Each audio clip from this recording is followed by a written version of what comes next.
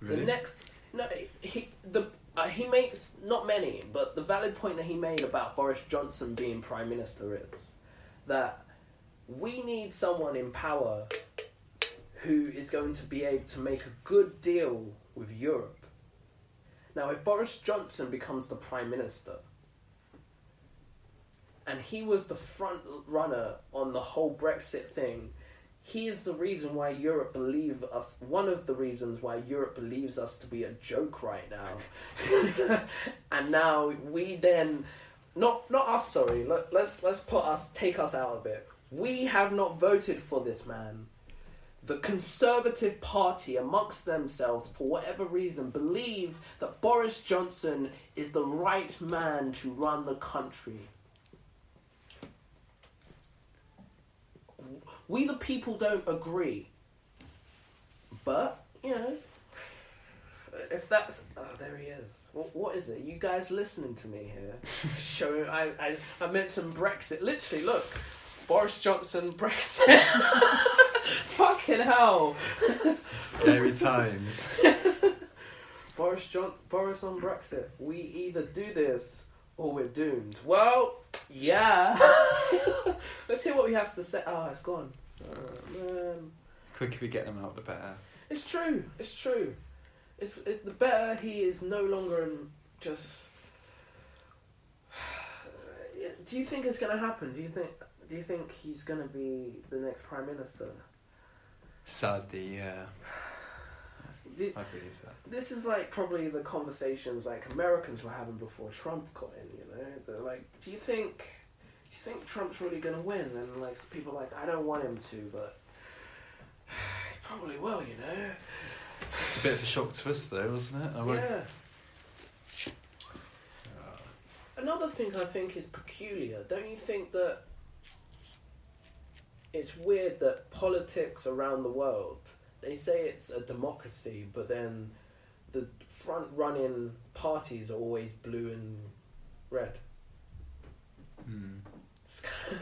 So like it kind of like stops you from wanting to vote for any other smaller party because they've never had a chance to run. It's always been blue or red. So it feels like if you make that vote for a smaller party because they may have better views, they won't get voted in. So what's the point of voting for them? You might as well vote for the blue or the red. Yeah, I know. I don't know. It's like Ed Miliband's dad wrote a book called "There's No Parliamentary Road to Democracy," and that was kind of, you know, talking about what you were just saying there, where there isn't really much choice, you know, and like, you know. No, there's not. My mind's not really working right now. It's alright, man. But no, there's not as much choice as they make out there is. No. And this is kind of the kind of the problem where we kind of get in this situation where like we're kind of relying on one or the other party to run the country. But then if you think about it, if there's only two parties that we're voting for, then that's kind of like saying there's one side of the coin or the other side of the coin, but aren't they basically both pretty much the same? Because when Labour was in power, what did they really do much? I mean, they did do a lot, but then again, they were kind of trying to undo things that the Conservative Party had done previously, and then while they were trying to do that, then Conservatives are now in power again. And well, Tony Blair created that myth, didn't he? That kind of you had to conform to some of Thatcher's kind of economic principles or whatever to get into power. But I don't know if you heard it, but when Margaret Thatcher was asked what her greatest achievement was, she said New Labour, because she literally brought them from being a socialist party into basically just being red conservatives. Oh wow! So but also it's like in this country as well, first past the post is actually one of the most undemocratic voting systems in the world. Oh, is that the one that we have? Yeah.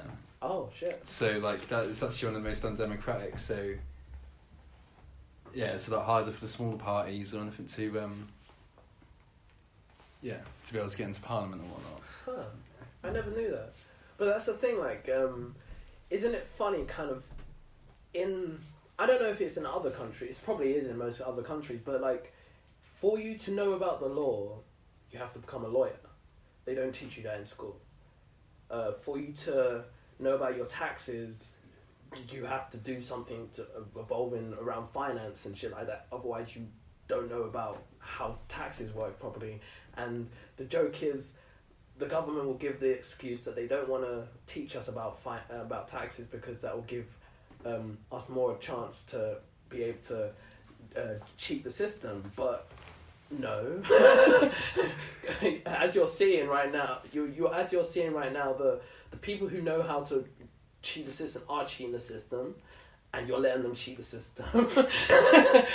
And us people that don't know about our taxes, we just get our HMRC every year, and we kind of just follow that and shit like that. It's like, if we actually knew what these things actually did, I think we would be more kind of less kind of frivolous maybe with our money and more kind of cautious with our spending, as opposed to think that would be like maybe everyone's goal to kind of cheat the system. But people cheat the system now. You guys aren't doing anything about it. Like, so like, why not teach us how this actually all works? Because then maybe we wouldn't be in this situation now if like the people were more informed. Actually informed. Like, if we actually knew what the EU did, do you think Brexit would have happened? Like a lot of people, like there's a lot of people who voted for it that don't actually know what the EU do, what the whole point of it is. But all I know is I've grown up in the EU, and my life is great. You know, like there's no, like, we're part of something. You know, we're part of something bigger than us. If shit was to pop off, we've got other countries in our corner. You know. Now thinking about it, if shit was to pop off the way we fucked off the most of the world, come on, this is what like really annoys me, yeah? Great Britain, not great anymore, yeah? But... Was it ever great? I mean, they were great in the time when they were conquering civilizations and making it than their own, you know? I'm not sure about that one. I mean, that's what they would say. That's why they called it Great Britain, because they were great. They were great. They had the empire, and, you know, they had all the countries that they had conquered and taken over as theirs. And then every country now has, like, Commonwealth independence. And now those countries, maybe some of them do like us, but 90% of us probably don't like us anymore, you know? Because we haven't done anything great for them. And then it's also, like, not... Also, the thing that annoys me is, like, we, as a country, in the history, not me, but the histories, they've gone and pillaged and slayed and enslaved and all these people and all these civilizations. And now these people have now settled in what you want to call your country, the country that they helped to build for you. You want to get pissed off and say, you don't want these guys in your country anymore. Like, that doesn't make any sense. Like, these people, like the great people from Europe who are coming over to our country, who are our doctors and our nurses and are healing our sick people, you want to get annoyed at these people for coming in and stealing your jobs. I don't understand. Or when people say they're stealing their jobs, it's usually the people who are on benefits saying, these people are out there stealing my job, but you're not out there actively looking for this job. You don't want to actively do that job. So what are you fucking complaining about? It's a bit of a confusion when people say that kind of stuff, isn't it? Because they're either like, you're either stealing my job or you're stealing my benefits. So which one is it? Yeah. Like, it just really infuriates me. Sorry for my rant. No. This is why I stayed away from the news for a while, because it just really infuriates me. It's just like if Margaret Thatcher brought Labour forward to become red conservatives. That is the line of the podcast that literally that just cements everything, that like we're not, even if we vote Labour, we're still voting Conservative. Actually, in a moment ago, when you were saying about going to other countries and pillaging and whatnot, for some reason you brought up a thing, something I thought of the other day. I was watching. You seen Indiana Jones films? Yeah. You've seen Raiders of the Lost Ark? It's a great film, and I love it. But I never realised Indiana Jones is like a bit of a bastard, really, isn't he? Like, he's an awful archaeologist. Yeah. Like, you know, he destroys ancient temples just to get a little gold statue, which he then takes to America. Like, I didn't realise how much of a dick he actually is. It's kind of funny, like when you look back at maybe, I don't know, cartoons when you're an adult, you see that these cartoons are actually not even that. Like, my friend was telling me about how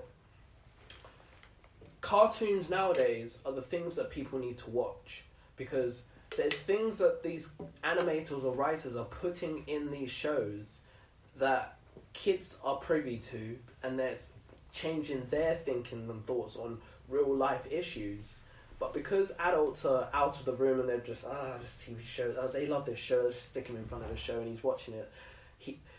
Adults aren't privy to. My friend said she was in the room one time and she heard, like, she was watching a TV show and she heard, like, the TV show say something about, what was it about? They would talk about something that was, like, climate, like, maybe climate change or something to do with, like, something that was, like, a real life issues that was current. And then she said that she was like, wait, hang on. Wait, what? This is... My little brothers and sisters are watching this. She rewinded it. Like, they actually... This isn't a cartoon. And it's like... when you watch cartoons nowadays are not the same as what they were before, back in the day. But if you watch cartoons from back in the day as an adult, you see so much more. There's like what was I watching? The Regular Show, right?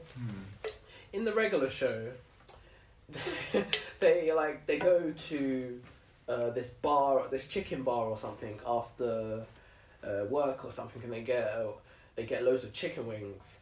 And like, I think one episode I heard like one of the characters say, last night we got so wasted on those chicken wings. I was like, wasted on chicken wings? What? What do you mean? What do you mean you got wasted on chicken? I mean, I understand it in the concept. You could say, you're saying you got wasted in the fact that you got so full. But it's like the writer's like, okay, cool. After work, they went to the bar and they got chicken wings.